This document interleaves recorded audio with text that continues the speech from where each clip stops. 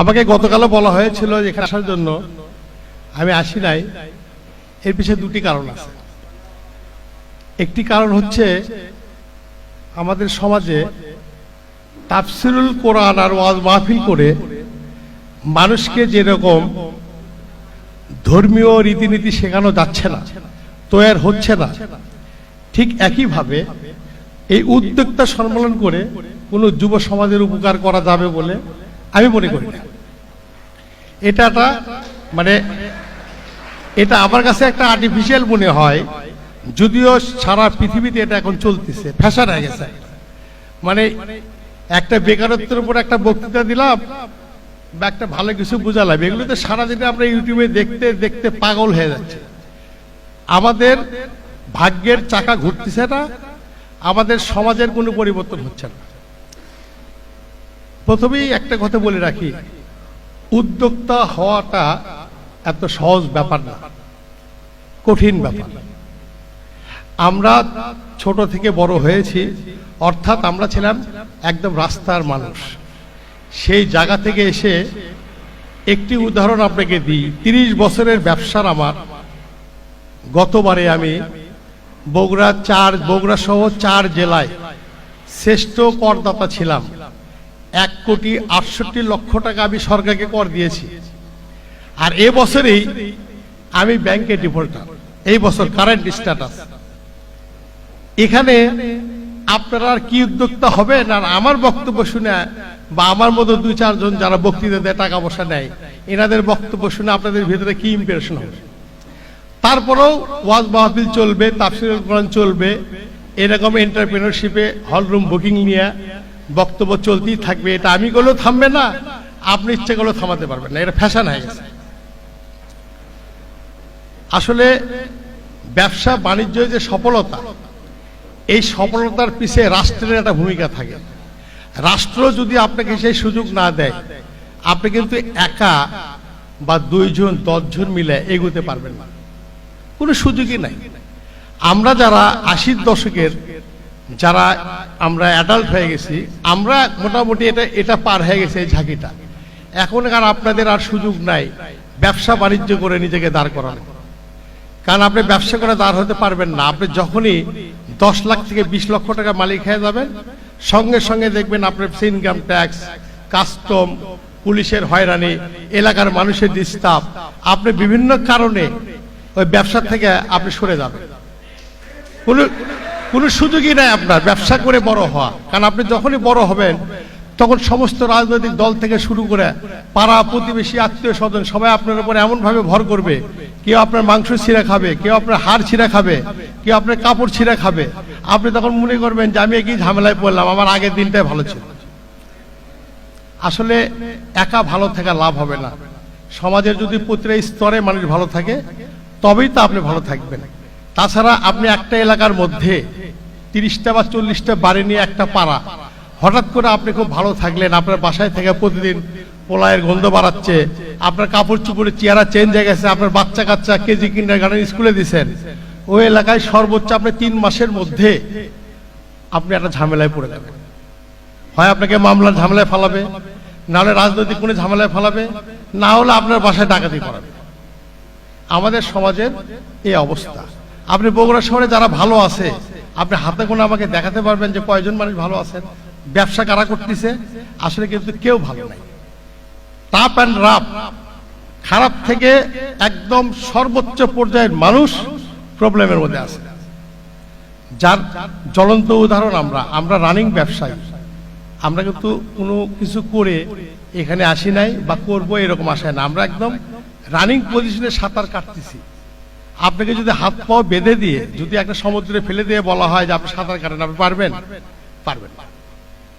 এখন ব্যবসা আপনি করবেন, এই চিন্তাটা আমাদের বাদ দিতে হবে।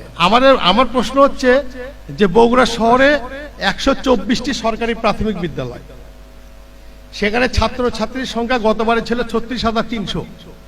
এখন আপনি আপনার বাচ্চাকে ওই স্কুলে যারা টিচার, আমি অনেক স্কুলে গেছি, সেই টিচার তার বাচ্চাকে কিন্ডারগার্টেনে লেখাপড়া করায়, আর উনি কিন্তু ওই সরকারি প্রাথমিক বিদ্যালয়ের টিচার। তা আমি অনেক ম্যামকে জিজ্ঞাসা করলাম যে আপা আপনি আপনার বাচ্চাকে কিন্ডারগার্টেন দিয়ে দিচ্ছেন, আর আমার এই সাধারণ কৃষক বা দিনমজুরের বাচ্চাকে আপনি পড়াচ্ছেন, তার মানে আপনার স্কুলের উপর আস্থা নাই, যার কারণে আপনি আপনার বাচ্চাকে কিন্ডারগার্টেনে দিচ্ছেন। লজ্জা পায়, লজ্জা পায় লাভ। আমার তো যে ক্ষতি সেটা হয়ে গেছে, যে ক্ষতির দ্বারপ্রান্তে আমরা পৌঁছে গেছি সেটা তো রিটার্ন হচ্ছে না।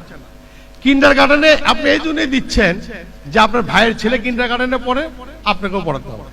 আপনার খালার ছেলে কিন্ডারগার্টেন স্কুলে পড়ে, আপনিও সেখানে দিচ্ছেন।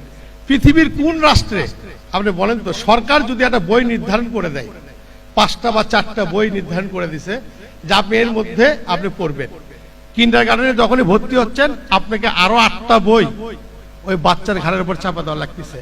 যখন 8টা বই চাপা দিচ্ছে তখন আপনার 4000 টাকা লাগতেছে। আবার পৃথিবীর কোন দেশে কেন, আমার দেশেও ছিল না, আপনি 1 থেকে 2 উঠবেন, 2 থেকে 3 যাবেন, প্রতিটা স্তরে আপনি সেশন ফি দিচ্ছেন। এটা পৃথিবীর কোথায় পারেন, কোন রাষ্ট্রে আছে? এবং আমরা যে দেশে বাস করতেছি সে জায়গার যে শিক্ষা নীতিটা, সেই নীতির মধ্যেও নাই, তারপরেও চালাচ্ছে কারা? সমাজের যারা একদম মানে আমি যে কনভেনশন সেন্টারে বক্তব্য দিচ্ছি, এই কনভেনশন সেন্টারে যিনি মালিক, ইনিও বলতে ব্যবসা চালাচ্ছে, লাস্টে কোন জায়গায় খোঁজ না পায় ইনিও শিক্ষার মধ্যে ঢুকছে যে এর মধ্যে এখন টপ ব্যবসা, মানুষকে বোকা বানায়, মানুষকে প্রলোভন দেখে ইনকাম করা। এখন আপনাদেরকে আর একটা কথা বলি, এই যে আমাদের সন্তান, আমার এক সন্তান ব্র্যাক ইউনিভার্সিটি থেকে বিবিএ করছে, ও আসে আমাকে বলে যে আব্বু তোমার ব্যবসার তো আমি কিছু বুঝি না। আমি বললাম তুমি যে লেখাপড়া করে কি শিখলে এটাও তো আমি বুঝতেছি না। ব্যাপারটা প্রবলেম কিন্তু একই, সমান 50-50। ও আমাকে বলতেছে আব্বু তোমার ব্যবসার তো আমি কিছু বুঝতেছি না। আমি বলি মা তোমার লেখাপড়া তো আমি কিছু বুঝতেছি না। আসলে দেখেন এই গত 5 ইয়ার্স বা 10 ইয়ার্সের মধ্যে এই বিবিএ এমবিএ করা ছেলেরা বাবা মা না খেয়ে না দিয়ে ঋণ করে এই বাচ্চাদের লেখাপড়া করাছে। এখন যে বাচ্চারা বিবিএ এমবিএ করছে সেই বাচ্চারা আর চাকরি পাচ্ছে না। তারা এখন কি করতেছে, মেডিসিন কোম্পানির রিপ্রেজেন্টেটিভ হওয়ার জন্য পাগলের মতো ছুটতেছে। মানে এটা বাদ দাও, এই লাইনে লেখাপড়া করো, ওই লাইনে যখন চাকরি নাই তখন এই লাইনে যাও। এখন সমস্ত লাইন শেষ। এখন আমরা চাচ্ছি কিভাবে ডেভেলপ করা যায়। আমি আপনাদের একটি আমার বাস্তব জীবন থেকে আমি আপনাদের যে কথা বলতেছি, এই কথা কোনো বইয়ে পাবেন না, কোনো জ্ঞান মন্ত্র যাই জানে তার কাছে পাবেন না। আমি যেটা বলতেছি পরিষ্কার কথা বলতেছি, আমার দেশে আপনারা কোনো বিজনেস করার আগে 10 বার ভাববেন, এবং যে বিজনেসই করবেন সেই বিজনেসে কে করতেছে কন্টিনিউ, তার কাছে 2-3 বছর চাকরি করবেন। প্র্যাকটিক্যাল আপনি যদি না জানেন, আপনি যদি না বোঝেন, আমার কাছ থেকে বলে শুনে আপনি কিন্তু ডেভেলপ করতে পারবেন না। আপনি ওই যে লাস্টে যে বাবার যে সম্পদ বা বাবার যে ওই যে চাকরি শেষে যে টাকা পায়, এসব টাকা জমানো টাকা, সমিতি থেকে কিস্তি নেওয়া টাকা, এসব নিয়ে করে কিন্তু আপনি আরো ঝামেলায় পড়বেন। আপনি নিশ্চিত ঝামেলার মধ্যে পড়ে যাচ্ছেন। এই জায়গা থেকে আপনারা সাবধান থাকবেন। আর পরিশেষে সবাইকে আরেকটি কথা বলি, আপনার খরচাটা আপনি কমায় দেন না। আপনার লাগে দেখাই তো আপনি কামাইয়ের জন্য ছুটতেছেন, যাতে না লাগে আপনি সেই ব্যবস্থা করেন। আমরা কি করি, গ্যাস হলে সেকলো খাচ্ছি, কিন্তু আমি বলতেছি গ্যাসটা হয় কেন, এটা যদি আমি রোধ করি তাহলে তো আমার সেকলো লাগবে না। আমরা যেটা চাই আমার বাচ্চাদেরকে, আপনার যারা বাচ্চা এখন কিন্তু বাবা মার সারা দিন রাতের পরিশ্রম, সমস্ত লেখাপড়ার পিছিয়ে বাবা মা কিন্তু পাগলের মতো ছুটতেছে। একটা বাচ্চা 97 পাওয়ার পরও মা তাকে পিটতেছে, 100 হলো না, 90% যে ছেলে তাকে বলছে তো রেজাল্ট কেন খারাপ। বাচ্চাকে নিয়ে মা ছুটতেছে, মা ছুটতে যে অবস্থায় গেছে, আমি ফর এক্সাম্পল বলতেছি, একজন মা তার স্বামীকে সময় দিতে পারতেছে না। সকালবেলা বাচ্চাকে নিয়ে যাচ্ছে, আবার আসতেছে, আবার কোচিং, আবার আসতেছে, আবার আর্টের মাস্টার, গানের মাস্টার, ওই মা মানে শেষ। কিন্তু আমি বলতেছি কি, এভাব করে আপনারা যারা শিক্ষিত মানুষজন আছেন, পরিষ্কার ভাষায় আমি বলতে চাই, বাংলাদেশে যিনি রাষ্ট্রপতি উনি কিন্তু সরকারি প্রাথমিক বিদ্যালয়ের ছাত্র। বাংলাদেশের যিনি প্রধানমন্ত্রী উনি সরকারি প্রাথমিক বিদ্যালয়ের ছাত্রী, বাংলাদেশে যিনি পার্লামেন্টে সর্বা উনিও সরকারি প্রাথমিক বিদ্যালয়ের ছাত্রী। বাংলাদেশের এমন কোনো চেয়ার নাই যে চেয়ারে প্রাথমিক বিদ্যালয়ের ছাত্র ছাড়া, সরকারি প্রাথমিক বিদ্যালয়ের ছাত্র ছাড়া কোন প্রাইভেট স্কুল, প্রাইভেট ইউনিভার্সিটি লেখাপড়া করে বাংলাদেশের পিয়নের চেয়ার ছাড়া কোনো চেয়ার আজ পর্যন্ত কেউ দখল করতে পারেনি। আপনারা আপনাদের বাচ্চা, ভাই, ব্রাদার যা আছেন, শুধু একটি কাজ আমাকে করে দেন, যে যার বাড়ির কাছে যে সরকারি স্কুল, আপনার বাচ্চাকে দয়া করে স্কুলে ভর্তি করে দেন। কি কারণে? আজকাল বাচ্চাদেরকে সরকারি প্রাথমিক বিদ্যালয়ে লেখাপড়া করতেছে কৃষক, দিনমজুর এবং ওই এলাকার সর্বোচ্চ যে মূর্খ লোক তার সন্তানেরা।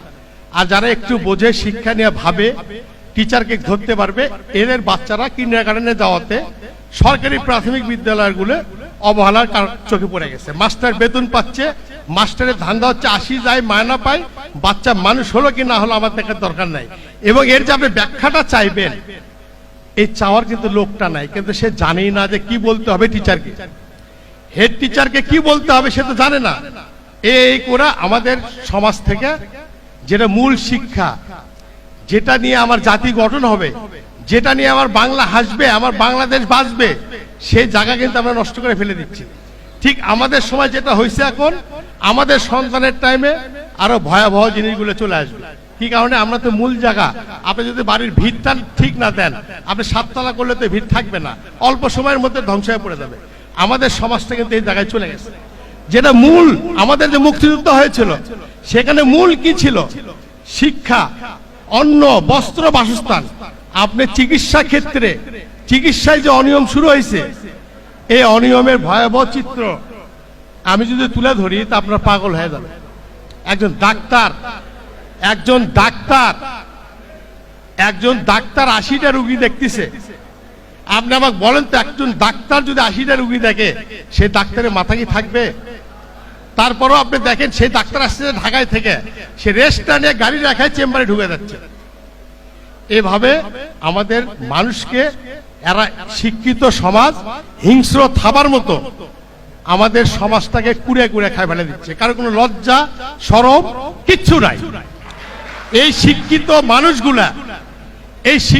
মানুষগুলা মানে আমি কি বলবো, এরা জানোয়ার বললে জানোয়ার লজ্জা পেতে পারে। সমাজের সমস্ত অর্থ লুট বলেন, সমাজ নষ্ট বলেন, শিক্ষা নষ্ট বলেন, আমাদের যত ডিপার্টমেন্ট আছে সমস্ত ডিপার্টমেন্টকে নষ্ট করছে শিক্ষিত সমাজ। আপনি আশ্চর্য হয়ে যাবেন, আমি এরকম অনেক ছেলেপেলে দেখছি যারা অফিসার চেয়ার নিয়ে বসে আছে, তারা সুন্দরগঞ্জের ছেলে। আমি বললাম যে আপনারা তো না খেয়ে স্কুল করছেন? হ্যাঁ। আমি বললাম আপনি ভাতের মধ্যে বেশি পানি খাইছেন? হ্যাঁ। আমি বললাম আপনার মা না খেয়ে আপনাকে খেলেছে? হ্যাঁ। তো ভাই, ওই দিন কথা ভুলে গেছেন? ওই দিনের কথা কি আপনারা ভুলে গেছেন? একবারও কি মনে হয় না এটা শিক্ষা প্রতিষ্ঠানের টাকা আপনারা চুরি করে খাচ্ছেন? সরকার যে ফ্যাসিলিটি গুলো দিছে সমস্ত জায়গায়, সরকার যত ফ্যাসিলিটি দিছে সমস্ত জায়গায় চোর ডাকাতে ভর্তি হয়ে গেছে। সরকার যদি আমাদের জনগণের জন্য 100 টাকা পাঠায়, আলটিমেট জনগণ পায় 10 টাকা, আর এই 90 টাকা বিভিন্ন অফিস আদালতে শেষ হয়ে যাচ্ছে, দুমড়ে শেষ হয়ে যাচ্ছে। এই জায়গা থেকে আমরা যদি না বাড়াই, আপনি শিক্ষিত হয়ে কি করবেন? আপনি ডাক্তার হয়ে বলেন তো? আমাদের যারা মেধা, রাষ্ট্র যেখানে আপনি একটা বাচ্চাকে মেডিকেল কলেজে যদি ভর্তি করে দেন, আপনার খরচ হবে 30 লক্ষ টাকা, আর সরকারি মেডিকেলে ভর্তি করে দেন আপনার খরচ হবে 3 লক্ষ টাকা। এই 27 লক্ষ টাকা রাষ্ট্র আপনার পিছনে খরচ করলো। এই টাকা কার টাকা? সরকারের বাবার টাকা। এই টাকা আমার দিন মজুরের টাকা, আমার কৃষকের টাকা, আমার জনগণের টাকা। এই টাকা দিয়ে যখন আপনাকে মানুষের মতো মানুষ করলো, আপনি চট করে একজনের এখানে বিয়ে দিয়ে ছেলেকে অস্ট্রেলিয়া পাঠিয়ে দিলেন। বাহ, আমার দেশের টাকা নিয়ে তুমি ডাক্তার হলা, আমার দেশের টাকা নিয়ে তুমি ইঞ্জিনিয়ার হলা, হঠাৎ করে তোমাকে আর এখানে ভালো লাগতেছে না, বলতেছে এই দেশে থাকা যাবে না, এসব নিরাপত্তার অভাব। আরে তোমার বাপ দাদা এখানে থাকা গেল, তোমার নিরাপত্তার অভাব হয়ে গেল, সে কানাডা চলে যাচ্ছে, অস্ট্রেলিয়া চলে যাচ্ছে। আমি এরকম 50টা ছেলের নাম জানি যারা অস্ট্রেলিয়া এবং কানাডায় সেটেল হয়ে গেছে, অথচ আমার রাষ্ট্রের টাকা তাদের পেটের মধ্যে আছে। এরা মানুষ না, এরা মানুষ হিসেবে জানোয়ার। আমি এই বিভিন্ন কথার কারণে আপনাদের একটু বলতে চাই, অত কিচ্ছু আমি বুঝি না, আমি সহজটা বুঝি। আপনি আমার থেকে 1 টাকা নিলেন, আপনি আমাকে 5 শিখে দিবেন। এটা হচ্ছে ব্যবসার নিয়ম, ব্যবসার ধর্ম। আপনারা যত কিছুই দেখেন, যত কিছুই শোনেন, যত কিছুই বোঝেন, আমি বগুড়া জেলা ট্রাক মালিক সমিতির সভাপতি। 8,000 ট্রাক আমার আন্ডারে চলে। আপনি চিন্তা করতে পারবেন না যে এই ব্যবসাটা কারা করতেছে। যারা স্কুল মাস্টার ছিল, রিটায়ার্ড হয়ে গেছে, হয়ে যায় ওই আপনার হাটের দিনে হাটে এসে চা খাচ্ছে, একজন ড্রাইভার যা তাকে বুদ্ধি দিচ্ছে, একটা গাড়ি কিনেন, বসে থাকলে 60,000 টাকা চোখ বুঝে ক্যাশ পাবে। 3 দিন বলতে বলতে উনি ট্রাক কিনছে। প্রথম মাসে 60,000 দিয়ে, দ্বিতীয় মাসে আর গাড়িরই খোঁজ নেই। এরকম বহু লোক পথে বসে গেছে। এবং আপনি খেয়াল করে দেখবেন, এরা আর এক বদমাইশ লিখতেছে 1 লক্ষ টাকাতে আপনি গাড়ি পাবেন, মানে চট করে যাচ্ছে, আসলে দিয়েও দিচ্ছে তাই, কিন্তু এটা বুঝতেছে না যে 1 লক্ষ টাকা দেওয়ার পরে আপনাকে ওই গাড়িটা 2.5 লক্ষ টাকা বডি করতে হবে, 1 লক্ষ টাকা কাগজে ইনভেস্ট করতে হবে। অর্থাৎ আপনি কিন্তু ধীরে ধীরে চোরাবালির মধ্যে পড়ে গেলেন, আপনি কিন্তু আস্তে আস্তে ডাবতে থাকবেন। আর এ কিন্তু আর কাগজ কলমে টাকা ঠিকই পাওয়া দেবে, শেষে যায় আপনি গাড়িটা সিজ করে চলে। এ হচ্ছে শোষণ করতেছে আমাদেরকে। আমরা যারা ইংরেজের কথা শুনছি, ইংরেজরা তো অত্যাচারী ছিল, আমরা তো তাকে চিনতাম, তাদের চামড়া ফর্সা ছিল, আমরা বুঝতে পারছি যে ওরা শোষণকারী। কিন্তু আজকে যে কালো চেহারা, আমাদের চেহারার সঙ্গে যারা মিল, তারা আমাদেরকে শোষণ করতেছে, আমরা তাদেরকে চিনতে পারতেছি না। প্রবলেমটা হচ্ছে এই জায়গা, আমরা এখনকার ইংরেজদেরকে চিনতে পারছি না। এই কারণে ওরা আমার একই সঙ্গে আমার মায়ের গর্ভে থেকে আমরা দুজন বাড়াইছি, একজন ইংরেজ হয়ে গেছে, একজন বাঙালি হয়ে গেছে। শত্রু না চিনা পারাটা অত্যন্ত দুঃখজনক ব্যাপার। শত্রু চিনলে হয় কি, আপনি সাবধানে চলাফেরা করতে পারবে যে আমার শত্রু, ওর সঙ্গে রাতে বাইরে যাওয়া যাবে না। কিন্তু এখন আমাদের প্রবলেমটা হচ্ছে আমি শত্রুকে চিনতে পারতেছি না। সে আমার সঙ্গে খাচ্ছে, আমার সঙ্গে পড়তেছে, কিন্তু সে যে আমার শত্রু, আমার তাকে আইডেন্টিফাই করতে প্রবলেম হচ্ছে। কারণ সমাজ শত্রুতা আমার কাছে কাছে ঘুরতেছে, আমার সমাজে ঘুরতেছে। আপনি দেখেন করোনা ভাইরাস নিয়ে সারা পৃথিবীতে পাগল হয়ে গেছে, করোনা ভাইরাসে সারা পৃথিবী পাগল হয়ে গেছে। আমি একটা জিনিস বুঝতে পারতেছি না, 800 কোটি মানুষ আমাদের সারা পৃথিবীতে, মাত্র চায়নার হিসেবে 3200, আমি আরো 3000 ধরে নিলাম, আরো 2000 ধরে নিলাম, এখনো 4000-এর উপর যায়নি, আমি ধরে নিলাম 8000। 8000 লোক যদি মারা যায়, তাহলে এই ভাইরাসে মারা যায় 1% মানুষ, 1%। গতকাল দুর্ঘটনায় আমাদের এখানে মারা গেছে 29 জন। গতকাল আমরা করোনা ভাইরাস মারছি 29 জনে। আপনি যে করোনা ভাইরাস আপনার ভিতরে ঢুকে গেছে, সেটাকে আপনি বের করতে পারতেছেন না, আর এটা আসবে, তার প্রোটেকশন নিয়ে আপনি ব্যস্ত হয়ে পড়ছেন। আরে আসুক না করোনা আসুক, আরো মহামারী আসুক, আমরা বাঙালি জাতি ওটাকে ফেস করে আমরা থাকতে পারবো। এবং অনেক করোনা ভাইরাস নিয়ে আমরা ঘুরতেছি, করোনা ভাইরাসের বেশি ভাইরাস নিয়ে আমরা ঘুরতেছি, সারা পৃথিবী পাগল হয়ে গেছে। আমার মিডল ইস্টে মুসলিম কান্ট্রি 250 থেকে 300 লোক প্রতিদিন গুলি করে মারা হয়। এটা নিয়ে তো কেউ কথা বলে না, কেউ তো কথা বলে না এটা নিয়ে। সারা পৃথিবী তো কথা বলতেছে না। সারা পৃথিবী কখনো বলতেছে যে সিরিয়া একটা বাচ্চাকে মারা পুতুলের মধ্যে ভাসে দেওয়া হয়েছে? কেউ বলছে? আমরা মরলেই কি, আমরা বাঁচলেই কি, আমরা কুকুর বা ছাগল টাগল এরকম একটা কিছু ওদের কাছে তো আমরা মানুষ না, ওরা তো আমাদেরকে মানুষ হিসেবে মনে করে না। এবং আমরা সেটা করতে দিই না, আমাদের কি দরকার ভাই? আজ থেকে 250 বছর আগে, বলেন তো আপনাকে আমি জিজ্ঞাসা করি, আজ থেকে 250 বছর আগে যারা আমাদের দেশে এই ভারতবর্ষে চাকরি ব্যবসা করার জন্য এসে ভিক্ষা চাইছে, যারা সিরাজদৌল্লাকে বলছে, টিপু সুলতানকে বলছে আমি আপনার এখানে থেকে কাপড়টা বেচতে চাই, আজকে 250 বছরের ব্যবধানে এমন কি ঘটে গেল যে আমাদের সোনার ছেলেরা ওই দেশে যাচ্ছে দলে দলে? কি কারণ, কি হয়েছে? আমাদের কোন এলাকায় কি ধসে পড়ছে, না কোনো টর্নেডো হয়েছে, না জলোচ্ছ্বাস হয়েছে? শুধু আমাদের যেটা হয়েছে, আমাদের মগজের মধ্যে শয়তানি মগজ ঢুকে আমাদেরকে নষ্ট করে ফেলে গেছে। আমাদের কিচ্ছু হয়নি, আমরা জমিদার, পৃথিবীর জমিদার ছিলাম, আমরা ভারতবর্ষের মানুষ এমন ছিলাম যে আমাদের কাছে ওরা সাহায্য চাইছে, সহযোগিতা চাইছে, এবং সারা পৃথিবীর জিডিপির আমরা 12% দিতাম। আমরা সে বাংলার মানুষ, আমরা আজকে কেমন যেন হয়ে গেছি, কাউকে দেখতে পাচ্ছি না। আমি কি খাচ্ছি কাউকে দেখতেছি না, আমার বোন কি করতেছে, ভাই কি করতেছে, পাড়া প্রতিবেশী কি করতেছে। আমরা শুধু একটা গ্যাঞ্জাম বাজলি আমরা দরজা লাগাতে শুয়ে পড়তেছি যে না, ওটা আমরা যাবো না। আরে ভাই, এই কথা বলতে বলতে যেদিন আপনার ঘরের উপরে ঝামেলাটা আসবে, তখন কি হবে? এই যে বিষয়গুলা, আমাদের আরেকটা সমস্যা হচ্ছে কি, আমরা সব জানি, তবু আপনারা এন্টারপ্রেনারশিপে চলে যাচ্ছে। আমি যা বললাম, কোনটা আপনি জানেন না বলেন তো? কিন্তু আপনাদেরকে মনে করে দিতে হয়, রিফাইন করতে হয়। আপনারা প্রতিদিন একটি করে কাজ করবেন। আমার একটা অনুরোধ, প্রত্যেকটা দিন সকাল থেকে রাত পর্যন্ত একটা করে ভালো কাজ করবেন, একটা। সেই কাজটা কি? কোনো মানুষ অসহায় আছে, আপনি একটা কলা খাওয়ালেন, একটা রুটি খাওয়ালেন, আপনি সারাদিনে কিচ্ছু খুঁজে পালেন না, নো প্রবলেম। আপনাদের শাশুড়ি আছে, শ্বশুর আছে, মা আছে, বাবা আছে, একটু নারকেল তেল নিয়ে দেন, একটু পানি দিয়ে মায়ের মাথায় দিয়ে দেন না। দেখেন মা আপনাকে যে দোয়া করবে, ওই দোয়া পৃথিবীতে আপনি পাবেন। ওই দোয়া আপনি পৃথিবীর কোথাও পাবেন না। বাবা শুয়ে আছে, বাবার গাটা একটু লড়েন না। আমরা তো বাবা মার সাথে দেখাই করি না। মা পরে বেটার মেয়ের কাছে খোঁজ নিচ্ছে, অমুকের বাপ কি আসছিল, কারণ ছোলের বউ ছাড়া মায়ের সাথে কত কর সময়ই নাই।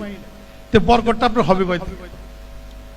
মা, এটাকে আপনারা পাবেন। আপনাদের যাদের আছে তারা এটা বুঝতে পারতেছেন, আমাদের নাই, আমরা বুঝি।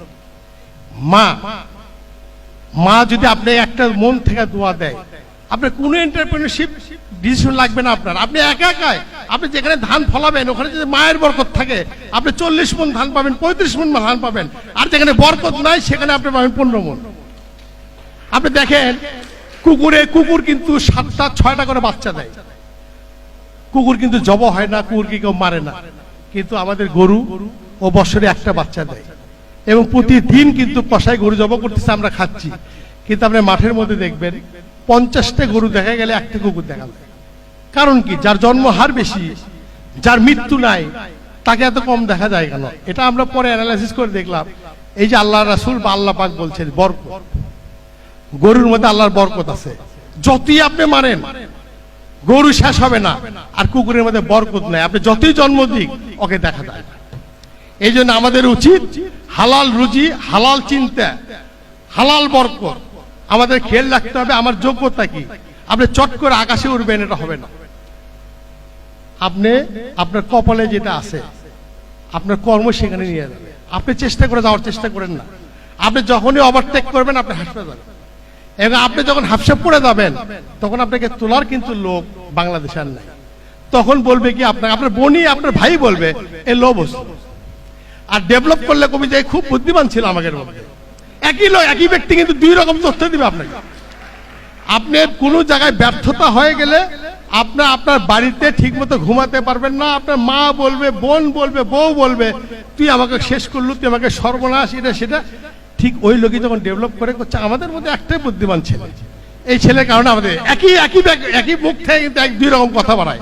অতএব আপনার নিজের জীবনের প্রতি, নিজের চিন্তা ভাবনা, ভালো সঙ্গ কিন্তু মানুষের দরকার। আপনি যদি কোনো একা থাকেন তাও ভালো, শূন্য গোয়ালে দুষ্ট করেছে, শূন্য গোয়াল ভালো কথা